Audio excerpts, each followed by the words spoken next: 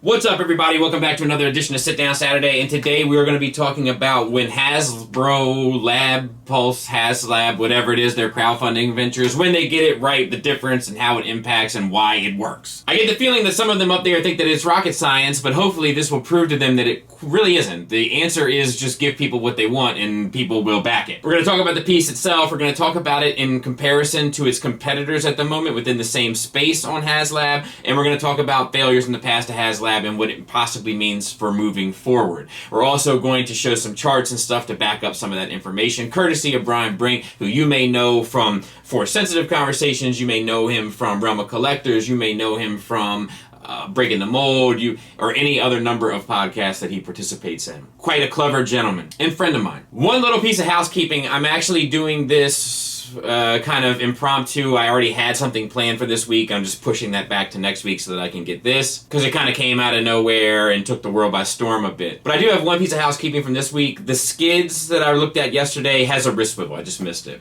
It happens. Sometimes it happens. My bad. I did try. If you look in the video, I did try. It's just the tolerance is wonky. So it didn't work. I got one swivel that popped off the mushroom peg. I got another one that's too tight. So just remove that criticism and add in just tolerance issues more galore. So let's go ahead and get into this. This is their second G.I. Joe crowd-funded venture, I believe. Their first being the Jet for the 3 3/4 that was backed. But this is their first of the 6-inch line, which is obviously the Cobra Hiss tank. Now, this was announced and sort of spread like wildfire. And it's no surprise to me. But before we get any further into this conversation, let's talk about exactly what it is so far, along with some of the kind of unlocking tiers that have already been unlocked or achieved. So at its base, right, we get one vehicle, the Cobra Hiss tank, and we get one trooper. But that's not an awful lot, right, for $300. So let's talk about the features. So there are electronics, headlights, a Cobra symbol that can be projected from the front end of it. We have what they describe as a premium deco. I'm not sure if that means that it's fully painted or not, but at least that all of the color work is painted, all the accent work, as it were. You have the drop-down panel in the back that allows for walk-in transport of troops, and inside of that seems to be pretty well detailed. That is from the ramp to the compartment itself. You have the cockpit with all sorts of controls and deco and probably even illumination. You have the canopy, which I think is awesome how it breaks into 3 pieces to provide a more sophisticated and advanced look for how the canopy would open to allow a pilot to sit in, or driver, I suppose, or flyer. You have the moving turret up top that'll be able to rotate, and the guns will be able to swivel as well, I would imagine. And you have a removable engine cover where you'll be able to see some of the mechanics behind it. The treads themselves are working treads that will be able to roll, which I think is cool and a nice touch. The troop transport element in the back will be illuminated, along with a jump seat and accessory storage rack. You'll also be able to remove certain armor platings, and there'll be an extendable cockpit boarding ladder to provide a more logical way for the driver to get into the vehicle. Speaking of the driver, you get the Cobra Hiss driver, and it looks like a new mold. It has a little touch of modern sensibilities with tons of retro stylings. It's definitely reminiscent of the character and leans heavier into the retro look, I would say, than the modern look, but it's not too retro where it looks goofy. Most of these figures are really well articulated, far better than their other 6-inch figures, in my opinions,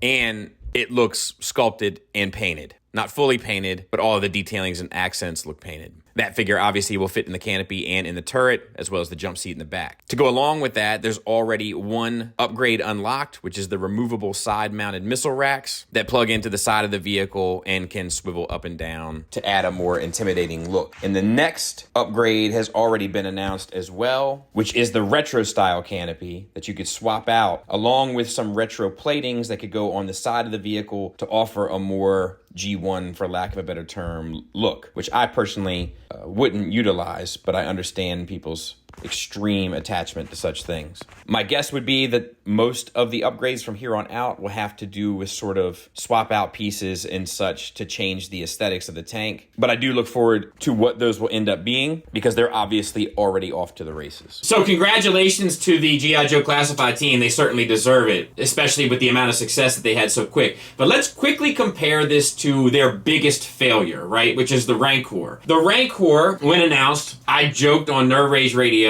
saying that it'll probably come with a rock that Luke can throw, the the gate, and some bones. And ironically and sadly, the gate background and the bones actually became things to unlock, which I just thought was so bananas. The answer to the Rancor was and has always been, you have the Rancor, you have Ula, and you have Malakili, I believe is how you pronounce his name. And if you want to go that should be the standard. Those three should be the standard. An unlockable figure should be the character that consoles Malakili after the death of the Rancor. That should be the first unlocking. And then additional unlocking could be a number of things. It could have been a Gamorrean guard kind of arm prop that you could have put in his hand, or in his mouth rather, to have the hand pop out.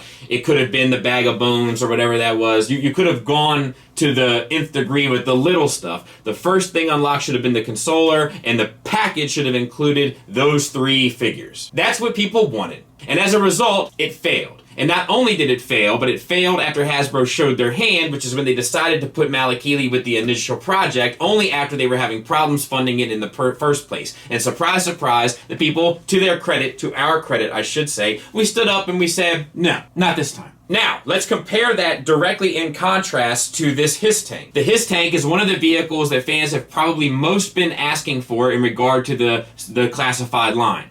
It's one of the most iconic G.I. Joe vehicles. Has a very interesting and unique shape that you can spot from a mile away. It has its place in the ether of the lore of the show and the franchise. People love this tank. People want this tank. So much, in fact, that buddies like mine over at 3D Printing Forge had been making and selling, I believe, printable versions of this in the 3D printing space. Demand, right? Supply, demand. People wanted it. It was something that people wanted. Now, the next logical thing to include with this is the driver or flyer. Shout out to those that get that joke. It's a no-brainer. You have to have this figure come with it. It's incomplete without it. And what did they do? They gave it to you at day one. Not in the future. It wasn't unlockable. It wasn't a release coming down the line. It was a day one self-included piece to that, because it is one piece. Bravo. Smart decision. Now, for this thing to be worth the asking price, in my opinion, because normally this would be like $100 thing, you gotta give me some nice paint, you gotta give me maybe some electronics and some gimmicks. And what did they do? Gave you all of them. When? At Jump Street. And what happened? This thing backed within 24 hours. Because when you do it right, the people will get behind you and put the money where the mouth is. And when you don't, well, there's this. But to be fair, at least we got this hysterical meme out of the situation, which I've been celebrating for the past 24 hours. Now, that's the best way to describe what happened here, and it's the best way to describe how Haslab should move forward in all of their practices. Give the people what they want. They make it pretty clear what that is. You don't have to do a whole lot of mind reading. People will tell you, very vocally. Let's continue. There's at least one other thing competing in this space right now, and that's Reva's lightsaber. I want you to take a cold, hard look at this chart. It should be painfully obvious to everyone at Hasbro what this means. Look at the low-rise, stagnant condition of that lightsaber. And look at the Mount Everest climbing peak of that Hiss Tank. Hasbro, no one gives a shit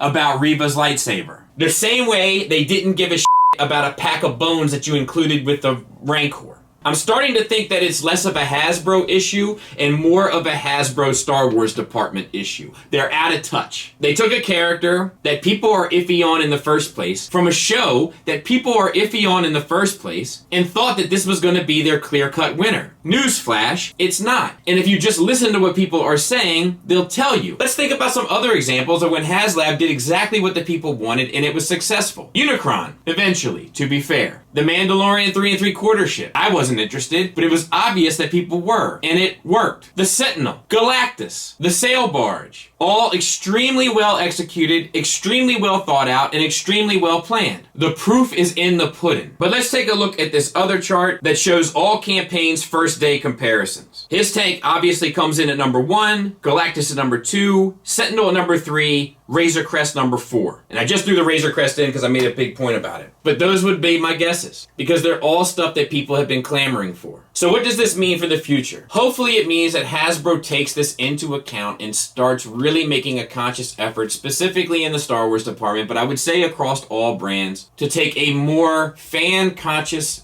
approach in how they do this stuff. This is going to go down in history, toy history, that Hasbro pulled this off in 24 hours. And guess what? The Rancor is going to go down in history too. And I got a feeling this lightsaber will go down in history too. I think they could learn from it with their Transformers department as well. Victory Saber had some success. I think that's for a number of different reasons that I'm not going to get into here. I've talked about it, I feel like, at length. But what does it look like if Hasbro, now that they're working with Takara more closely, took a stab at some masterpiece stuff that maybe wouldn't see necessarily the success of a proper retail release? Something to think about, man. And I hope Hasbro is thinking about it, because the people spoke with their money, and usually when you speak with your money, the people with vetted interest in that money start to listen. Let's hope it's the same here. Thanks for listening. Thanks for watching. Until next time, take care.